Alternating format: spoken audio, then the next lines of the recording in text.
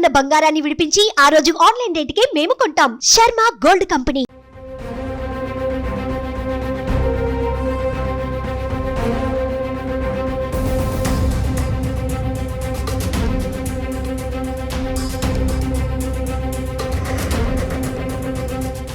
Welcome to Suman TV. నేను నాగరాజ, పుంగనూరు నియోజకవర్గం. విషసర్పం గుడ్లను తానే చంపుకున్నట్లుగా ఓ తండ్రి దుర్వ్యసనాలకు బానిసైనటువంటి కుమారుణ్ణి, కోడలు మనవడు మరణానికి కారణమైనటువంటి కుమారుణ్ణి చంపుకున్న సంఘటన పుంగనూరు నియోజకవర్గంలో చోటు చేసుకుంది. అన్నమయ్య జిల్లా మదనపల్లి మండలం కోలబైల్లు మామిడి గుండ్లపల్లికి చెందిన గంగుల్ రెడ్డి, అతని కుమారుడు సోమశేఖర్ రెడ్డి. సోమశేఖర్ రెడ్డి 10 ఏళ్ల క్రితమే అతని దుర్వ్యసనాలకు ఇంట్లో గొడవలు జరుగుతూ ఉండగా భార్య, అతని కుమారుడు బావిలోకి దూకి ఆత్మహత్యకు పాల్పడ్డారు. దీంతో మదనపల్లి తాలూకా పోలీస్ స్టేషన్లో సోమశేఖర్ రెడ్డిపై కేసు నమోదైంది. అయితే సోమశేఖర్ రెడ్డి అంతతో ఉండకుండా తన ఇంటికి వచ్చి ప్రతిరోజు 2వ పెళ్లి చేయమని కుటుంబ సభ్యులతో రోజు గొడవ పడేవాడు. దీంతో మనస్తాపానికి గురైనటువంటి తండ్రి గంగుల్ రెడ్డి అతన్ని చంపించాలని పథకం వేశాడు. పథకం వేసిన వెంటనే భూములగడ్డకు చెందిన పుంగనూరులో 35,000 సుపారీ ఇచ్చి అతన్ని చంపించి కృష్ణాపురం అడవిలో వేయించేశాడు. తర్వాత పశువుల కాపరుల సమాచారం మేరకు పోలీసులు కేసు నమోదు చేసి దర్యాప్తు చేయగా వారు ముగ్గురుతో పాటు మరో వ్యక్తిని అరెస్టు చేసి రిమాండ్కి తరలిస్తున్నట్లుగా సిఐ శ్రీనివాసులు గారు తెలిపారు. ఆయన మాటల్లోనే విందాం. ఈ వివరాలు వెల్లడిస్తున్నాము. ముద్దాయిలను ముగ్గురిని అదుపులోకి తీసుకోవడం జరిగింది. ఇంకొకరిని తీసుకోవాల్సింది. అయితే మాకు కేసు పూర్వాపరాలు ఏమంటే 2024 డిసెంబర్ 20వ తేదీన చంద్రమాకులపల్లికి చెందిన విఆర్ఓ గారు మాకు ఫోన్ చేసి చెప్పి ఇట్లా గుర్తు తెలియని శవం ఒకటి బోయలగడ్డ అటవీ ప్రాంతంలో బాగా కుళ్ళిన స్థితిలో ఉందని చెప్పి తెలపడం జరిగింది.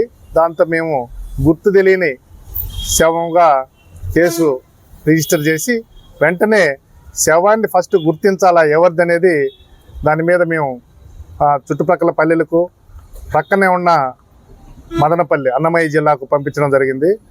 ఈ విషయాన్ని తెలుసుకొని వాళ్ళకు సంబంధించిన వ్యక్తులు, వాళ్ళ తల్లి, వాళ్ళ బ్రదరు వీళ్ళందరూ మరుసటి రోజు ఉదయాన్నే ఆ స్పాట్కి రావడం జరిగింది.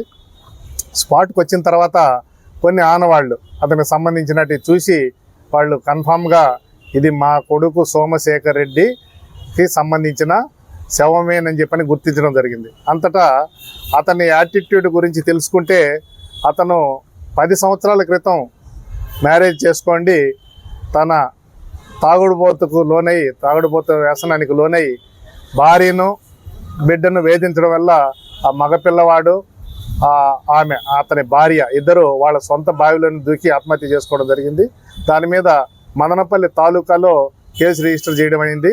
ఆ కేసు రిజిస్టర్ అనంతరం ఇతను ఇంకా విపరీతమైన త్రాగుడికి అలవాటైపోయి నాకు 2వ పెళ్లి కావాలా, 2వ పెళ్లి చేయండి అని చెప్పని తల్లిదండ్రులను ఇబ్బంది పెట్టడం, బాధ పెట్టడం, చంపుతానని బెదిరించడం, ఇరుగు పొరుగు ఎవరైనా అడ్డం వస్తే వాళ్ళని కూడా అదే ధోరణితో వాళ్ళ మీదికి తిరగబడడం, వాళ్ళని కూడా బెదిరించడం జరిగింది. వీళ్ళది మామిడి గుంపులపల్లి మదనపల్లి తాలూకా పిఎస్ లిమిట్స్కి వస్తుంది. దీంతో విసిగి వేసారిపోయిన తన తండ్రి గంగులప్ప రెడ్డి కొంతమందిని అతనికి తెలిసిన వ్యక్తులను మాట్లాడడం, వాళ్ళ ద్వారా ఇతన్ని వైదొలిగించుకోవడం జరిగింది.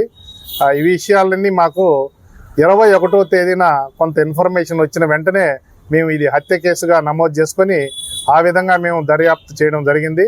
ఈ దర్యాప్తులో భాగంగా మా ఎస్పీ గారు, చిత్తూరు జిల్లా ఎస్పీ మణికంఠ చందోలు ఐపీఎస్ గారు చాలా మాకు సహకారం అందించి ముఖ్యంగా ముద్దాయిలను పట్టుకొనడంలో ఇంచుమించు పూర్తిగా చెప్పాలంటే సారే ఈ దర్యాప్తులో ఇన్వాల్వ్ అయిపోయినాడు. తర్వాత మా డిఎస్పీ గారు డేగల ప్రభాకర్ పలంనేర్ సారు ఆయన దగ్గరుండి పర్యవేక్షణ చేయడం జరిగింది. నేను దర్యాప్తులో భాగంగా ముగ్గురిని ఈ హత్యలో సంబంధించిన వ్యక్తులను పట్టుకోవడం, వాళ్ళని అరెస్ట్ చేయడం, ఈరోజు వాళ్ళ దగ్గర నుంచి ఇంకా కొంత సమాచారాన్ని సేకరించడం జరిగింది.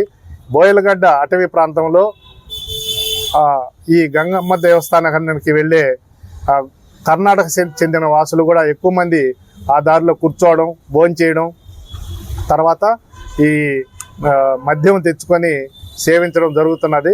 ఇప్పటి నుంచి ఆ ఏరియాలో మేము ఎక్కువగా పోలీసింగ్ తిప్పడం అనేది మొదలు పెడతాము. ఇది 3 పోలీస్ స్టేషన్ల పరిధిలోకి వస్తుంది.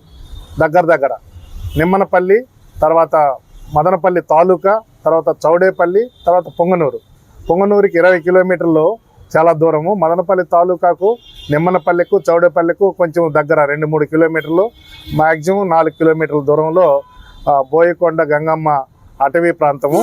ఈ అటవీ ప్రాంతంలో ఉండే ఫారెస్ట్ అధికారులకు కూడా మేము చెప్తున్నాము.